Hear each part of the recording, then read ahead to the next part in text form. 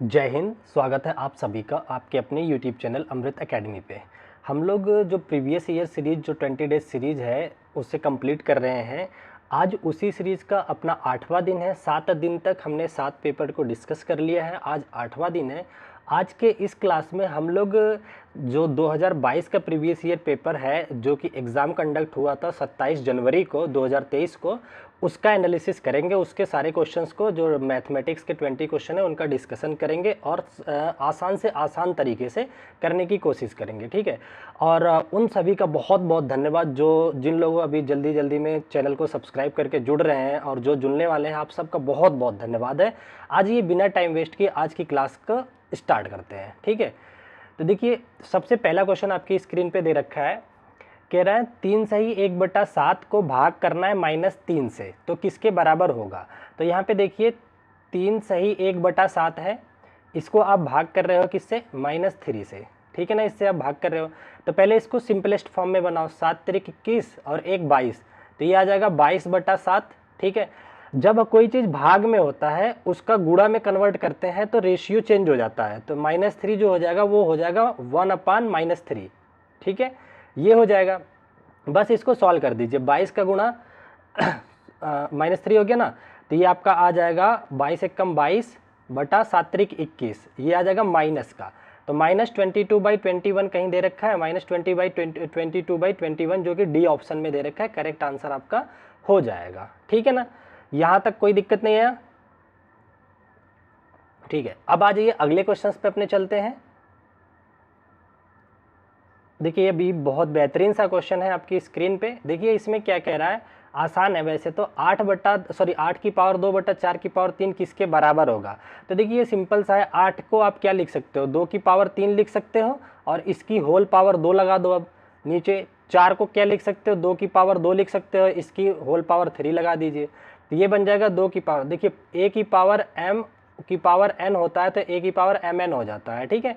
तो 3 दूनी 6, तो यहाँ से आ जाएगा 2 की पावर 6, नीचे कितना आ जाएगा 2 तिहाई 6, 2 की पावर 6, तो ये बराबर चीज़ें हैं, तो ये कट करके 1 आपका करेक्ट आंसर आ जाएगा जो कि बी ऑप्शन पे दे रखा है, ये करेक्ट आंसर हो जाएगा, ठीक है।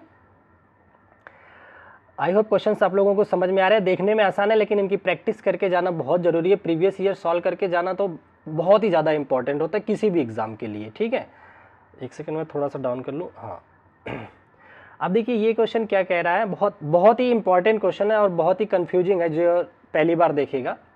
इसमें कह रहा है किसी वर्ग को 9 समान भागों में विभाजित किया जाता है जिनमें 5 वर्गों को छायांकित कर दिया जाता है।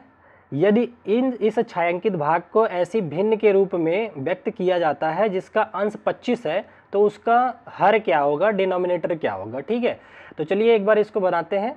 क्या कह रहा है, एक वर्ग है, लो हमने बना दिया एक ये स्क्वायर, एक वर्ग बना दिया। कह रहा है इसको 9 बराबर भागों में बांटना है, बांट देते हैं 1 2 1 2। देखिए तो मैं समझा रहा हूँ इसलिए इतना बना रहा हूँ, आपको इतना करना नहीं होता है, ठीक है।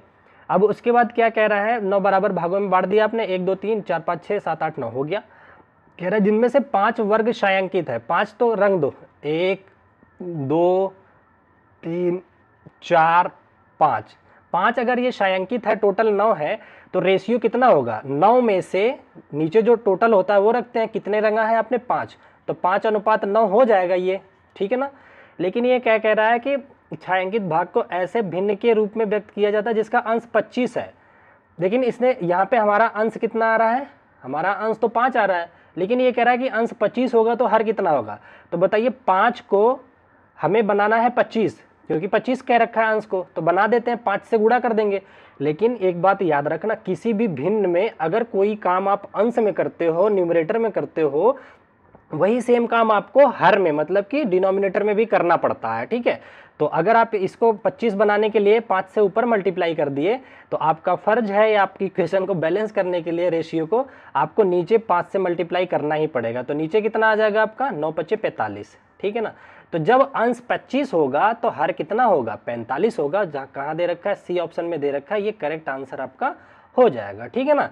तो आ जाइए बिना टाइम नुकसान किए हम लोग खटाखट से अपना आगे वाले क्वेश्चंस पे चलते हैं। देखिए नेक्स्ट क्वेश्चन क्या दे रखा है, बड़ा ही प्यारा क्वेश्चन है, कैलकुलेटिव है थोड़ा सा। इसमें कह रहा है द वैल्यू -1.1 की घात 5 इंटू 1.21 की घात -2, ये आपके सामने दे रखा है -1.1, इसकी पावर 5 दे रखा है, ठीक है, इंटू में 1.21 की पावर दे रखा है कितना, -2। तो देखिए किसी की पावर अगर नेगेटिव होती है उसका अनुपात नीचे लेके आ जाते हैं, रेशियो चेंज कर देते हैं तो पावर पॉजिटिव हो जाती है। तो इसको हम ऐसे भी लिख सकते हैं -1.1 की घात 5 और डिनोमिनेटर इसका लिख देंगे कितना, 1.21 की पावर अब +2 हो जाएगा, ठीक है, यहाँ तक कोई दिक्कत नहीं है, ठीक है। अब फर्दर इसके आगे क्या करेंगे, देखिए ये घात 5 है ना, तो इस चीज को 5 बार लिख लेते हैं, माइनस कॉमन ले लेते हैं बाहर, -1 का कॉमन ले लिया बाहर, ठीक है, 1.1 एक बार, इंटू 1.1 दो बार, इंटू 1.1 3 बार, इंटू 1.1 4 हो गया, एक बार फिर 1.1 5 बार हमने लिख लिया। उसी तरीके से नीचे वाले को स्क्वायर है तो 2 बार लिखिए, 1.21 एक बार आ गया, इंटू 1.21 एक बार आ गया। अच्छा आप मुझे ये बताइए, यहाँ पे देखिए 1.1 को मल्टीप्लाई करेंगे तो 11 का स्क्वायर बन जाएगा, 1.21 हो जाता है ना, 121 ही तो होता है स्क्वायर। तो ये 1.1 इंटू 1.1 ये दोनों मिल करके एक को उड़ा देंगे, कट गया। और उसी तरीके से ये दोनों मिल करके इसको उड़ा दिए, बचा कितना आपके पास, माइनस का बाहर बचा हुआ है, 1.1 बच गया, 1.1। तो आपका यही आंसर हो जाएगा -1.1। कहाँ दे रखा है, देखिए ए ऑप्शन में ही दे रखा है, ये करेक्ट आंसर आपका बन जाएगा, ठीक है। आई होप चीज़ें बहुत अच्छे से क्लियर हो रहेंगी। इसी तरीके से आप लोगों ने पेपर में भी सॉल्व करना होता है। अब देखिए अगला क्वेश्चन क्या कह रहा है, बड़ा सा तो लिखा है लेकिन देखते हैं क्या कहना चाह रहा है इसमें। अच्छा कह रहा है निम्न में से किस कथन का सदैव सत्य होना आवश्यक नहीं है, आवश्यक नहीं है कि हमेशा सत्य हो, ठीक है ना। कह रहा है 3 क्रमागत प्राकृतिक संख्याओं का योग 3 का गुणज होता है भाई, 3 क्रमागत प्राकृतिक संख्याओं का योग, हाँ योग 3 का गुणज होता है। जैसे मान लो 1 + 2 + 3, ये देखो 3 का गुणज बन जाएगा, 3 2 5 1 6, तो ये 3 से ये डिवाइड हो रहा है ना, तो ये तो पॉसिबल है, नो डाउट, कोई दिक्कत नहीं है। तो पहला वाला सही है, लेकिन इसने पूछा जो नहीं हो तो ये कट गया। अगला कह रहा है 2 विषम संख्याओं का गुणनफल 3 से विभाज्य होता है, और अगला फिर क्या कह रहा है 4 क्रमागत सम संख्याओं का योग 4 से विभाज्य होता है, ये भी सही है, तो ये भी आंसर नहीं होगा। यहाँ जरा देखिए कह रहा है 2 विषम संख्याओं का गुणनफल 3 से विभाज्य होता है, ये हमेशा सत्य नहीं होता है, कुछ केसेस में तो सही है। जैसे आप 17 गुणा 31 करके देखिएगा और फिर देखिएगा ये 3 से नहीं कटेगा, कट करके देखिए, 3 1 4 3 से नहीं कट रहा है, 7 1 8 3 से नहीं कट रहा है, ठीक है ना, तो ये पूरी संख्या ही 3 से नहीं कटेगी, इसका सॉल्यूशन भी 3 से नहीं कटेगा। तो ये यही हमसे कह रखे थे कि 2 विषम संख्याओं का गुणनफल 3 से कटना चाहिए, तो यहाँ तो नहीं कट रहा है, तो यही इसका करेक्ट आंसर हो जाता है, ठीक है। 4 क्रमागत संख्याओं का योग 4 से विभाजित होता है, ये भी सही होता है, आप चेक करके देख लीजिएगा, जैसे 6 4 10 हो जाएगा इस तरह से। अगला क्या कह रहा है, किसी विषम संख्या का स्वयं से गुणनफल एक विषम संख्या आता है, ये भी सही है। मान लो एक विषम संख्या 3 ले लिया, 3 का गुणा 3 से ही करोगे तो 9 भी एक विषम आएगा। एक 9 ले लो, 9 का गुणा 9 से करो, 81 एक विषम आएगा, तो ये भी आपका क्या है, सही है, ठीक है ना। तो ये भी आंसर नहीं होगा, इसका बी ऑप्शन करेक्ट हो जाएगा। अब हम आ जाते हैं अपने अगले क्वेश्चन पे, देखते हैं इसमें क्या कह रखा है। बहुत ही बेहतरीन, बड़ा ही इंपॉर्टेंट क्वेश्चन है। अब देखिए इसको करने के बहुत सारे तरीके होते हैं, अब मैं ऐसे मेथड से करूंगा जिससे कि आप लोगों के कम से कम कैलकुलेशन और जल्दी से जल्दी हो सके, कम से कम टाइम में। कह रहे किसी परीक्षा में 120 प्रश्न पूछे गए, ठीक है भैया, 120 प्रश्न पूछ लिए गए हैं परीक्षा में, ओके। कह रहा है क्योंकि इसमें नेगेटिव मार्किंग होती थी, इसलिए रीना ने 15 प्रश्नों को हल नहीं करने का निश्चय कर लिया। 15 प्रश्न अगर उसने हल नहीं किया है तो किया कितना, 105 प्रश्न हल किया, इसका मतलब है ना, सिंपल सी बात है। प्रत्येक प्रश्न के लिए 2 अंक थे, अगर प्रत्येक प्रश्न को सही से हल किया जाए तो 2 नंबर मिलने वाले थे। उसके 80% प्रश्नों के उत्तर सही थे। ये 105 प्रश्न थे, इसमें से 80% के आंसर तो ये सही वाले थे, तो इसका मतलब 20% गलत भी रहा होगा, है ना, 20% क्वेश्चन गलत रहे होंगे, तभी तो ये पॉसिबल है, ठीक है। ये गलत वाले हो गए। और एक गलत के लिए 1 नंबर उसका कटौती हो जाती है। तो इस परीक्षा में रीना को कितने अंक मिले होंगे? चलो आ जाओ सॉल्व करते हैं थोड़ा ध्यान से देखिए। कह रहा है 20% क्वेश्चन जो है उसने गलत कर दिए हैं। तो 105 क्वेश्चन में 20% कितना आ जाएगा? 105 का 20% का मतलब होता है 1/5। ठीक है, अगर ये चीज़ें नहीं आपको याद है तो मैं अभी तो कर देता हूँ सॉल्व, लेकिन आप लोग चैनल को सब्सक्राइब कर लीजिएगा। आफ्टर सीटेट में मैथ को बिल्कुल डिटेल में लेने वाला हूँ, जो टीचिंग के हैं तो उसमें सब करवाऊंगा। देखिए 20% को आप ऐसे यही तो लिखोगे 20/100, तो ये कट करके 1/5 बन जाता है। तो मैंने 105 का सीधा 1/5 कर लिया। इसको काटिए, 5 दूनी 10, 5 एकम 5, 21 आ गया। मतलब 21 क्वेश्चन उसने क्या किए हैं? गलत किए हैं। 105 में से कितने क्वेश्चन गलत कर दिए उसने? 21 क्वेश्चन।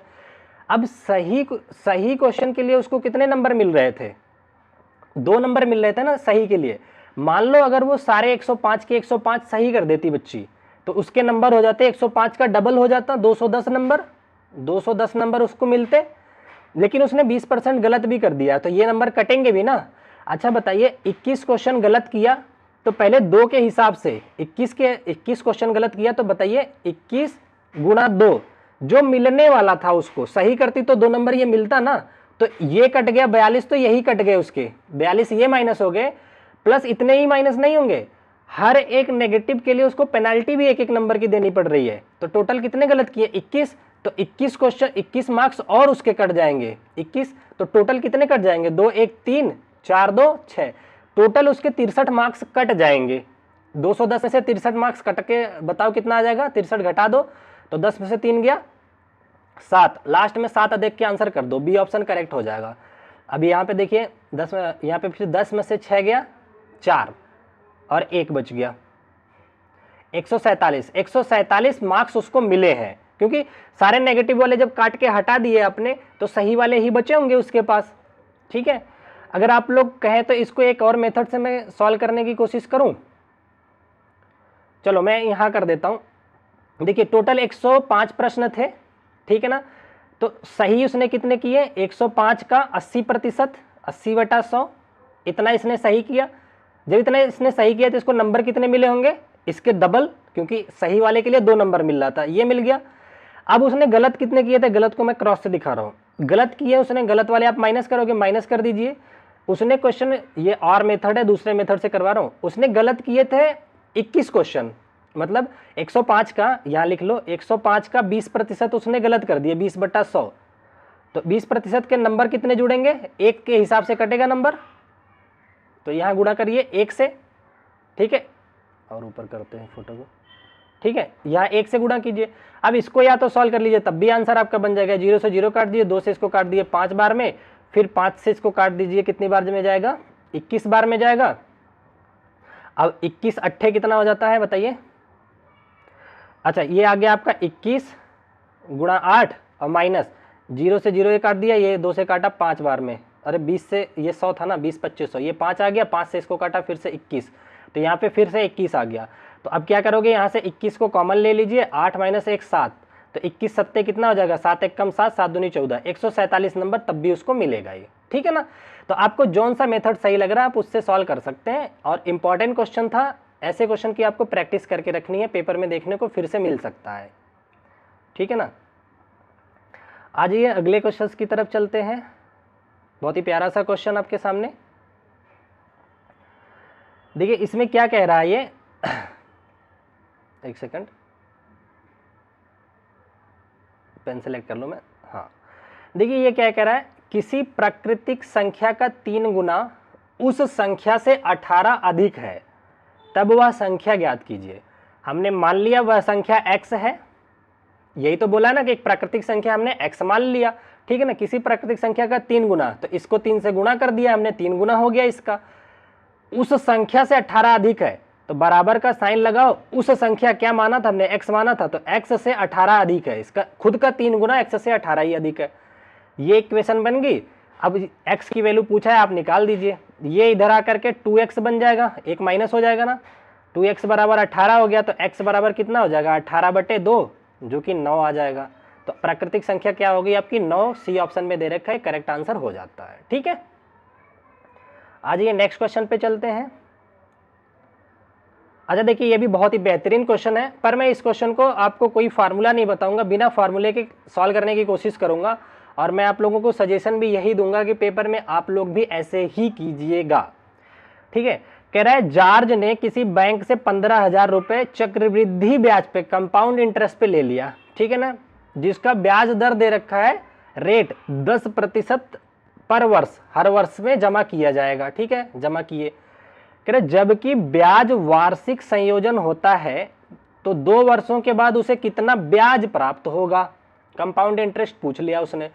देखिए भैया, ये रहा 15,000 रुपए उसने लिया था चक्रवृद्धि ब्याज पे, 1 साल में उसको कितना देना पड़ रहा है, इसका 10% चुकाना पड़ रहा है। ठीक है ना, तो 10/100 हो गया।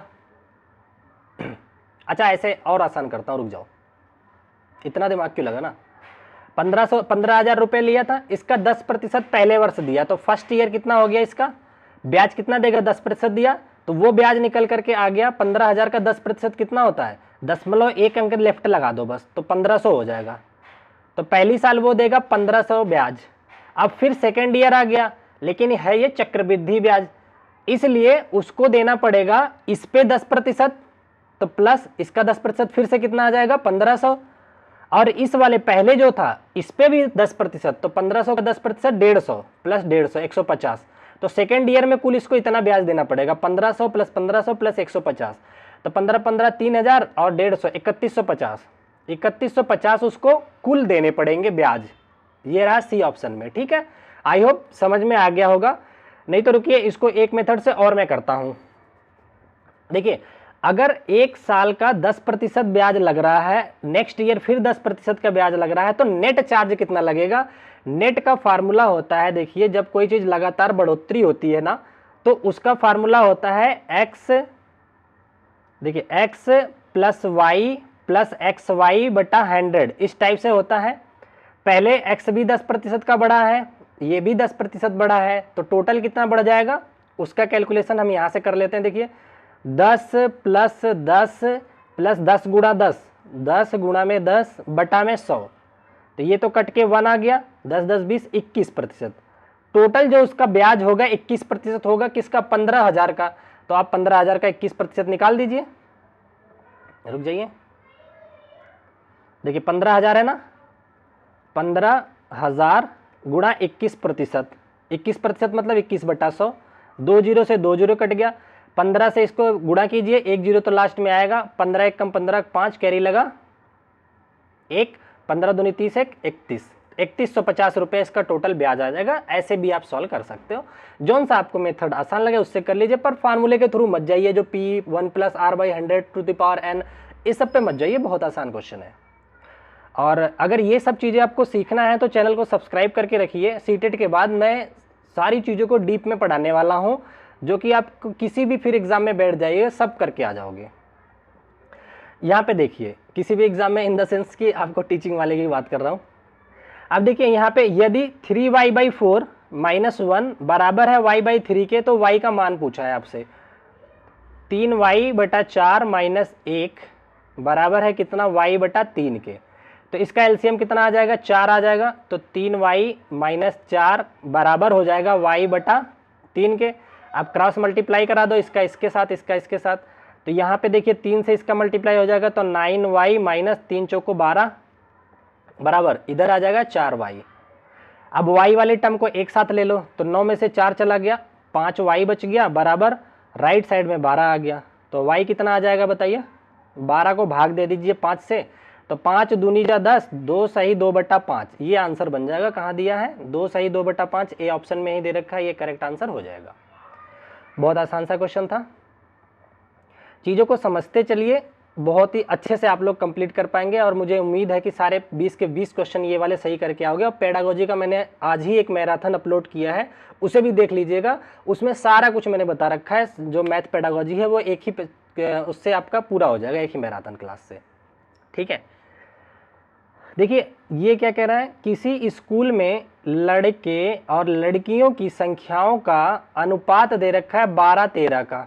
ठीक है भैया, यदि लड़कों की संख्या इतना है तो उस स्कूल में विद्यार्थियों की कुल संख्या बता दो। देखिए कोई स्कूल है जिसमें बॉयज़ और गर्ल्स दो हैं ना, दोनों पढ़ रहे हैं, बॉयज़ हैं 12 अगर तो उस अनुपात में है इसका, गर्ल्स हैं 13, ठीक है ना, 12-13 का अनुपात है। पर इन्होंने क्या कह रखा है कि जो बॉयज़ है 372 है, मतलब 12 की वैल्यू इन्होंने कितना बता दिया 372, और पूछ किसका रहे हैं, बॉय प्लस गर्ल 12 प्लस 13 का, तो 12 प्लस 13 कितना हो जाएगा, 12 प्लस 12 24 और 1 25, 25 की वैल्यू आपसे पूछा जा रहा है। तो 12 की वैल्यू है 372, तो 25 कितना आ जाएगा,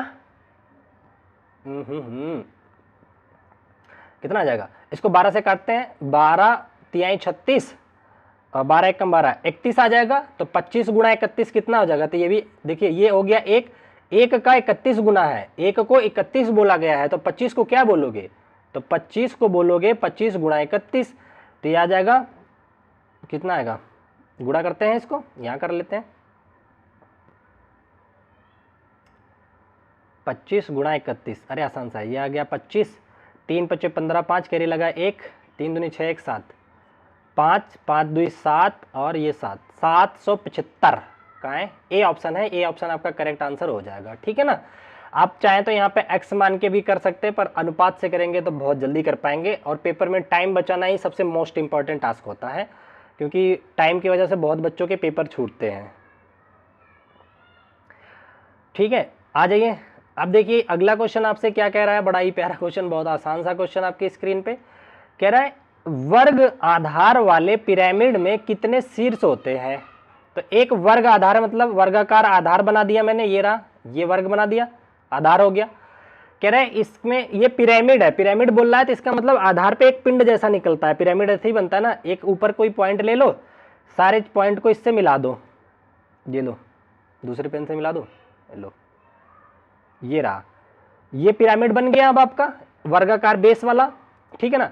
तो 4 शीर्ष तो नीचे मिल गए, 1 2 3 4 शीर्ष नीचे और एक शीर्ष यहाँ मिल गया, 5 टोटल शीर्ष हो जाएंगे 5, और इसने शीर्ष ही पूछा था, सी ऑप्शन हो जाएगा। बड़ा ही आसान क्वेश्चन, बड़ा ही प्यारा क्वेश्चन, हाँ पर अगर नहीं करके जाओगे तो गलत कर सकते हो ये। आ जाइए अगले क्वेश्चन पे चलते हैं। कोशिश किया करिए पहले वीडियो रख के आप भी कोशिश करो सॉल्व करने की पहले, क्योंकि अभी आपके एग्जाम में ज़्यादा टाइम नहीं बचा है, तो इसी तरह के प्रैक्टिस कीजिए। देखिए अगला क्या कह रहा है, किसी चतुर्भुज के 3 कोण बराबर हैं, चौथे कोण की माप 120 है, प्रत्येक समान कोण की माप क्या होगी। कोई चतुर्भुज है, लो भैया बना दिया हमने चतुर्भुज, ठीक है। कह रहे हैं 3 कोण तो बराबर है, मान लो ये सब बराबर है, कितना x x x, ठीक है। चौथा बता रहे हैं कितना 120 का है। तो आप लोगों को ये बचपन से ही सीखा होगा कि किसी भी क्वाड्रिलेटरल चतुर्भुज में टोटल अंतः कोणों का योग 360 डिग्री होता है, मतलब x plus x plus x, मतलब 3x प्लस 120 बराबर कितना होना चाहिए 360। तो यहाँ से 3x कितना आ जाएगा, 3x आ जाएगा, 360 में से 120 घटाओ, 300 में से 100 चला गया तो 200 आ गया, और 60 में से 20 चला गया तो 40 आ गया, तो 240 से ये हो गया। तो x कितना आ जाएगा बताइए, 3 से भाग दीजिए, 3 से 24 में भाग गया तो 3 8 24, 80 डिग्री आपका आ जाएगा। समान कोण 80 80 के हो जाएंगे, ये भी 80 ये भी 80 ये भी 80, ठीक है। कहाँ दे रखा है, डी ऑप्शन दे रखा है, जो कि करेक्ट आंसर आपका बन जाएगा, ठीक है। आई होप ये भी क्लियर हो गया होगा। आइए नेक्स्ट क्वेश्चन की तरफ चलते हैं। 20 के 20 क्वेश्चन हम लोग यहाँ सॉल्व करने की कोशिश में है, ठीक है। आप लोग चीज़ों को ध्यान से समझते रहिए। देखिए सुनने में कोताही मत कीजिए, ध्यान से अगर ऑब्जर्व करके सुनेंगे तो सब कर पाएंगे। देखिए क्या कह रहा है, यदि किसी चतुर्भुज के 3 बहिष्कोण समझते हैं जो बाहर बाहर बनते हैं, क्रमशः 50 100 150 हैं, तो चौथे बहिष्कोण के संगत आंतरिक कोण पूछ लिया है आपसे। बड़ा ही अच्छा पूछा क्वेश्चन है। पहले तो एक चतुर्भुज बना लो, ये रहा हमारा चतुर्भुज। अब इसमें 3 बहिष्कोण बने हैं, एक बहिष्कोण यहाँ बना दिया हमने, कितना दे रखा है 50 मान लेते हैं, ये 50 डिग्री का है। दूसरा बहिष्कोण यहाँ बना दिया हमने, कितना है ये 100 डिग्री का मान लेते हैं। तीसरा बहिष्कोण आपका कितना है 150, ये बन गया आपका 150 का, ठीक है। अब उसने चौथे का बहिष्कोण नहीं पूछा बल्कि अंतः कोण पूछा, ये वाला पार्ट पूछा है, इसकी वैल्यू पूछी है कितना आएगा, ठीक है ना। तो देखिए एक चीज का ध्यान रखिए, अगर एक स्ट्रेट लाइन है ये, तो इस पे बनने वाला जो कोण होता है ना, दोनों कोणों का योग 180 होता है, तो बाहर वाला 50 है तो अंदर वाला 180 माइनस 50 हो जाएगा। तो 180 में से 50 आप माइनस करोगे तो कितना आ जाएगा, 80 में से 50 गया 30, तो 100 पहले से था, 130 आ गया, ये बन गया आपका 130 का। उसी तरीके से ये बताओ कितना हो जाएगा, दोनों का सम 180 होना था, ये अकेला 100 है तो ये 80 बचा। उसी तरीके से ये बताओ कितना होगा, यहाँ दोनों का सम 180 होगा, तो 180 में से 150 गया तो 30 बच गया ये, ठीक है ना। अब लेकिन ये वाला पूछा है आपसे, तो चारों का सम कितना होता है, चारों कोणों का योग 360 होता है, ये कितने बना पा रहा है अभी, तो देखिए 80 प्लस 30 110 और 130, तो 100 100 200 और 30 10 40 240, तो ये बना पा रहा है 240, और इसको बनाना कितना है 360, तो इसको कितना लेना पड़ेगा, तो 360 में से इसको माइनस कर दीजिए, सही जा रहा हूँ ना, 0 6 में से 4 गया 2, 3 में से 2 गया 1, 120 डिग्री आ जाएगा। अंतर वाला ही पूछा था, ये आ गया आपका 120। डी ऑप्शन में दे रखा है, डी ऑप्शन आपका करेक्ट आंसर हो जाएगा, ठीक है। बहुत ही प्यारा क्वेश्चन है, ऐसे क्वेश्चन की प्रैक्टिस करके जाइए, सब करके आओगे, 20 में 20 करके आओगे आप। अच्छा देखिए ये बड़ा ही प्यारा सा क्वेश्चन आपके सामने एक बार फिर से देखिए, इसमें कह रहा है कि कुछ अंग्रेजी अक्षर सममित संरचना को दर्शित करते हैं।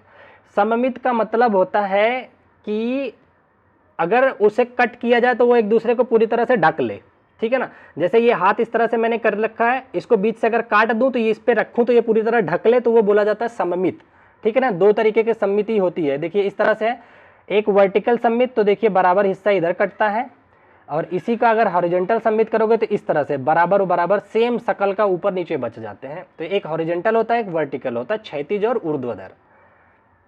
ये अंग्रेजी वर्णमाला में कह रहा है, दर्शाता है निम्नलिखित में से कौन से अक्षर की संरचना में क्षैतिज एवं ऊर्ध्वाधर अक्षरों दोनों के प्रति रेखी सममित नहीं है। ऐसा कौन सा है जिसमें दोनों नहीं पॉसिबल है। इसको देखिए ऐसे भी काट सकते हो, ऐसे भी काट सकते हो, एक्स को भी ऐसे भी काट सकते हो बराबर में, ऐसे भी काट सकते हो, देखिए एक्स है ना, ऐसे भी बराबर कट सकता है, ऐसे भी। अब कह रहा है एच है आपका, एच को भी देखो ऐसे काटोगे तब भी सममिति आएगी, और ऐसे ही हॉरिजॉन्टल काट दोगे तब भी सममिति आएगी। लेकिन यू को इस तरह से तो सममिति मिल जाएगी आपको, इस तरह से नहीं मिलेगी, कहाँ से काटोगे, नहीं आएगी। तो यही डी ऑप्शन आपका करेक्ट आंसर हो जाता है, जो कि यू दे रखा है, ठीक है। ये सब देख के जाओ, क्वेश्चन सब कर दोगे सही। अगर अभी तक सब्सक्राइब नहीं किया तो सब्सक्राइब कर लीजिए, ठीक है। आ जाइए, इसमें क्या कह रहा है, किसी आयत की लंबाई उसकी चौड़ाई की 3 गुनी है, ठीक है। चलो बना लेते हैं, ये रहा हमारा आयत, ठीक है। ये मान लो क्या कह रहा है, किसी आयत की लंबाई चौड़ाई की 3 गुनी है। चौड़ाई मान लो अगर 1 है तो ये हो जाएगा 3, मतलब अगर ये x है तो ये 3x हो गया, ठीक है ना। 1x हो तो 3x हो गया, सॉरी 3 गुनी है। कह रहा है यदि इसका परिमाप 16.616 सेंटीमीटर है तो इसका क्षेत्रफल बताओ। तो सबसे पहले आयत का परिमाप क्या होता है, 2 ब्रैकेट में लेंथ प्लस विड्थ होता है, ठीक है। इसकी वैल्यू आपको दे रखा है 16.16, तो यहाँ पे रखिए 2, लेंथ आ गया 3x और ये 1x, तो मिला करके 4x हो गया। इसकी वैल्यू 16.16 दे रखा है, तो 4 दूनी 8, तो 8x की वैल्यू आ जाएगी 16.16, तो x कितना आ जाएगा बताइए, 8 दूनी 16, यहाँ 6 लिखिए कट रहा है, ठीक है ना। 8 से भाग कीजिए, 8 दूनी 16 जीरो लगा करके 2, तो x आ गया 2.02 आ गया।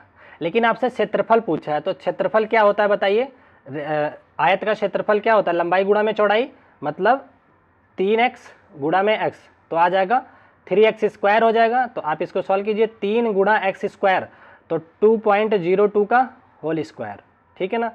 तो 2 दूना 4, 3 12, 12 से शुरुआत होगा और 0.2 का स्क्वायर करोगे तो कितना आ जाएगा, 2 दूना 4 और 3 12 दूनी 24, लगभग 12.24 आएगा इसका आंसर, ठीक है ना। ये आ जाएगा सी ऑप्शन, इसका करेक्ट आंसर हो जाएगा।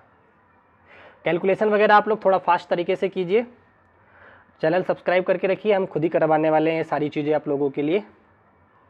आ जाइए, देखिए ये क्या है, कह रहे हैं एक आयतन surface area of a face of a cube है, अच्छा ठीक है, whose volume is this cubic unit. एक आयतन इतना घन इकाइयों वाले एक घन के एक फलक का पृष्ठीय क्षेत्रफल पूछा है आपसे, वर्ग इकाई में कितना आएगा, ठीक है ना। तो घन कैसा होता है, देखिए इस तरह से क्यूब बनता है। जो लूडो की गोटी होती है वो क्यूबॉडिकल होती है। एक सेकंड, ये बन गया आपका क्यूब, ठीक है ना, ये क्यूब हो गया। अब इसका वॉल्यूम उसने दे रखा है, अगर इसका साइड ए है तो किसी भी क्यूब का वॉल्यूम का फार्मूला होता है ए क्यूब, मतलब साइड का क्यूब। इसकी वैल्यू दे रखा है कितना, 68921।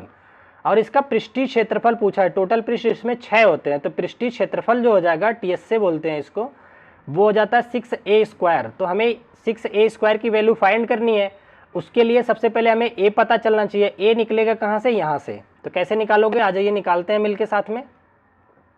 देखिए ए आपका हो जाएगा, ए क्यूब दिस रेखा, इसका क्यूब रूट हो जाएगा, ए इक्वल टू आ जाएगा क्यूब रूट 68921, ये हो जाएगा ना।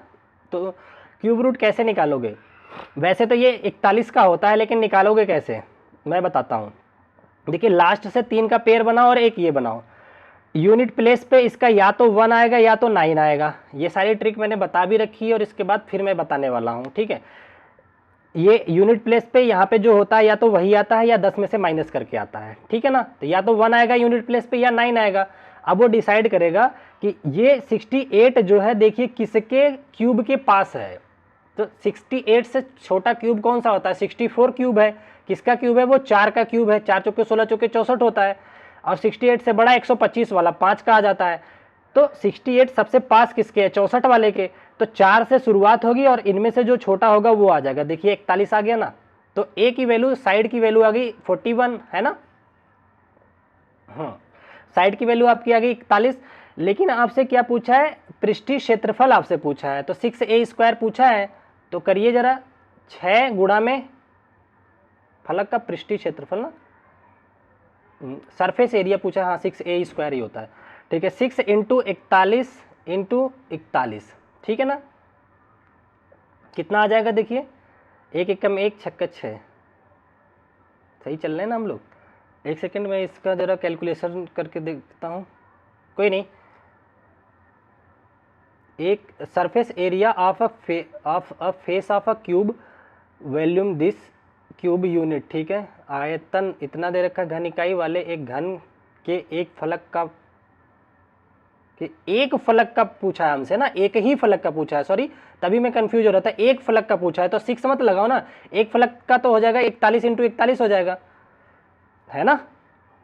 ये देखिए केवल इसी फलक का निकालना होगा तो a × a हो जाएगा। तो ये भी नहीं करना है आपको, टीएस से नहीं निकालना, केवल एक यहाँ पे लिखा हुआ है 1 फलक का। तो 41 × 41 कितना हो जाएगा, 1 1 जा 1, लास्ट में 1 आएगा। तो ये दोनों ऑप्शन तो कट गए। अब 40 4 चौके 16, तो 1600 से बड़ा ही होगा, तो एक ही ऑप्शन है डी ऑप्शन, 1681 इसका आंसर आ जाएगा। ऐसे ही भी कैलकुलेशन की जाती है। ये सारे मेथड मैं आप लोगों को सीटेड पेपर के बाद सिखाने वाला हूँ, ठीक है ना। आ जाइए आगे देखते हैं क्या दे रखा है 48 क्वेश्चन में। कह रहा है भुजा 9 सेंटीमीटर वाले एक धातु के घन को पिघला करके समान मापों के 27 छोटे घन बनाए जाते हैं, तब प्रत्येक छोटे घन के पृष्ठीय क्षेत्रफल पूछा है। ये पूछा है आपसे 9 सेंटीमीटर वाले एक धातु के घन, मतलब क्यूब है इस तरह से। रुक जाइए एक सेकंड, अच्छे से समझा देता हूँ। एक बड़ा सा क्यूब है आपके पास, ठीक है ना, इस तरह से, जिसका सारा साइड 9 9 दे रखा है, तो क्यूबाइड बन गया। लेकिन क्यूब समझिए आप, इसको पिघला करके 27 छोटे छोटे क्यूब बना गया है, ठीक है ना, ये बना लिया है। तो लेकिन देखिए किसी भी चीज़ को पिघला करके दूसरा फॉर्म बनाते हैं तो उनका वॉल्यूम सेम होता है। तो जो बड़े वाले का वॉल्यूम होगा 27 गुना छोटे वाले का वॉल्यूम होगा, ठीक है ना। तो बड़े वाले का वॉल्यूम कितना हो जाएगा बताइए, 9 सेंटीमीटर भुजा वाले, तो V = 27 गुणा में V1, ये करो, मतलब छोटे वाले का जो छोटे छोटे क्यूब बन रहे हैं। 9 सेंटीमीटर भुजा वाले एक धातु को पिघलाकर समान मापों के 27 छोटे घन बनाए गए, ठीक है। तो ये 9 का क्यूब कितना हो जाएगा, 9 × 9 × 9 = में 27 गुणा में इसका वॉल्यूम कितना हो जाएगा। हमने मान लिया कि ए भुजा वाला बन रहा है तो ए क्यूब आ जाएगा, ठीक है ना। यहाँ तक कोई दिक्कत नहीं है। छोटा वाला जो क्यूब है इसकी भुजा मान लो कि ए है। अब देखिए इसको क्या लिखेंगे, 27 को आप लिख सकते हैं क्या, 9 गुणा में 3 इंटू में ए क्यूब है ही, और इधर 9 × 9 × 9 ये रहेगा। अब इसको काटना शुरू करिए। 9 से 9 कट गया और ये वाले 3 से ये 9 चला गया 3 बार में, तो 9 त्रिक 27, ये 27 बराबर आ गया a क्यूब के। तो a कितना हो गया बताइए, 27 का क्यूब रूट हो जाएगा ना, 27 का क्यूब रूट कितना होता है, 3 त्रिक 9 त्रिक 27, 3 आ गया। तो छोटे वाले जो आपके पास वो छोटा वाला था, छोटा वाला क्यूब बना है, उसका कितना आ गया, 3 आ गया। अब छोटे वाले का क्या पूछा है, तब प्रत्येक छोटे घन का पृष्ठ क्षेत्रफल पूछा है। तो क्यूब का पृष्ठ क्षेत्रफल क्या होता है, 6a स्क्वायर होता है। हर एक छोटे वाले का पृष्ठ क्षेत्रफल होता है 6a स्क्वायर। तो कैलकुलेट कीजिए, 6 इंटू ए की जगह 3 इंटू 3, तो 3 त्रिक 9 6 54, 54 आ जाएगा आंसर आपका। यहाँ नहीं, यहाँ लिख देता हूँ 54 सेंटीमीटर स्क्वायर। सी ऑप्शन दे रखा है, सी ऑप्शन आपका करेक्ट आंसर हो जाता है। ठीक है ना, आज ये अगले क्वेश्चन की तरफ चलते हैं। मैंने कोशिश किया पूरे के पूरे क्वेश्चंस आपको कराने के। ठीक है, देखिए नेक्स्ट क्वेश्चन में क्या कह रहा है, यदि किन्हीं आंकड़ों के प्रत्येक प्रेक्षण में 5 की वृद्धि कर दी जाए तो नया प्रेक्षक का माध्य क्या होगा। If each observation of the data is increased by 5 then the new means क्या होगा, नया जो मीन निकल के आएगा वो क्या होगा। मीन क्या होता है, अगर ऑड नंबर है तो बीच वाली संख्या ही मीन होती है, मध्य होता है। ठीक है ना, तो देखिए अगर किसी प्रेक्षण किसी के डाटा को अगर आप लोग जिससे बढ़ाते हैं तो मीन भी उतने से ही बढ़ जाता है। फिलहाल तो इसका आंसर हो जाएगा 5 से वृद्धि हो जाएगी, लेकिन मेरा फर्ज है कि इसको दिखाऊं भी मैं। 5 प्रेक्षण ले लो आप, 1 2 3 4 5, ये ले लिया। इसका मीन कितना आएगा बताओ, 2 इधर छोड़ दो, 2 इधर छोड़ दो, 3 आ गया इसका मीन 3 निकल के आ गया। अब सारे नंबर को 5 5 बढ़ा दो, तो 5 1 6 लिखो इसको, 5 2 7 और 5 3 8 और 5 4 9, 5 5 10, ये हो गया। अब इसका मीन बताओ कितना हो गया, 2 इधर छोड़ दो, 2 इधर, 8 आ गया ना। इसका मीन आ गया आपका 8। तो देखिए मीन में कितने की बढ़ोतरी हुई, 3 से 5 हुआ, 3 से 8 हुआ, 5 की बढ़ोतरी हुई ना। जब यहाँ 5 बढ़ाया आपने तो इसके माध्य में भी 5 की वृद्धि हुई, इसीलिए कह रहा था इसका सी ऑप्शन करेक्ट होगा। ठीक है, अब आ जाइए अगले क्वेश्चन, आज का लास्ट क्वेश्चन को डिस्कस करते हैं, जो कि प्रोबेबिलिटी से दे रखा है। अच्छा क्वेश्चन है, पूछा जा रहा है आजकल यहाँ से क्वेश्चन। देखिए क्या कह रहा है, शब्द मैथमेटिक्स के अक्षरों को कागज की पर्चियों पर लिखकर एक थैले में रख दिया जाता है। यदि इस थैले में से बिना देखे एक पर्ची निकाली जाती है तो एक व्यंजन और एक अक्षर, व्यंजन का मतलब कॉन्सोनेंट, और अक्षर m प्राप्त करने की प्रायिकताओं का अंतर क्या होगा। मुझे बताइए, मैथमेटिक्स में सबसे पहले टोटल कितना होगा। देखिए किसी की भी प्रोबेबिलिटी निकालते हैं तो नीचे टोटल लिखते हैं और ऊपर लिखते हैं क्या क्या ऑब्जर्वेशन आने वाला है, वो चीज़ ऊपर लिखते हैं। ठीक है ना, तो टोटल कितना होगा बताइए, अक्षर कितने हैं, 1 2 3 4 5 6 7 8 9 10 11, तो नीचे तो 11 आएगा। ऊपर कितना आएगा, कह रहा है कि कॉन्सोनेंट व्यंजन और अक्षर m का अंतर। तो कॉन्सोनेंट इसमें कितने हैं जरा देखिए, 1 2 3 4 5 6 7, 7 तो कॉन्सोनेंट हो गए। माइनस करना है m वाली संख्या को, m कितने हैं 1 2, तो 2 माइनस कर दीजिए, यही इसकी प्रोबेबिलिटी हो जाएगी। 7 में से 2 गया, 5/11, 5/11 ऑप्शन में है, हाँ ए ऑप्शन में है, ये इसकी प्रोबेबिलिटी हो गई। ठीक है ना, मैं प्रोबेबिलिटी वाला चैप्टर भी डिटेल में जो अपना मैथ का फाउंडेशन बैच स्टार्ट करूंगा उसमें सब कुछ बिल्कुल डिटेल में 0 लेवल से सिखाऊंगा।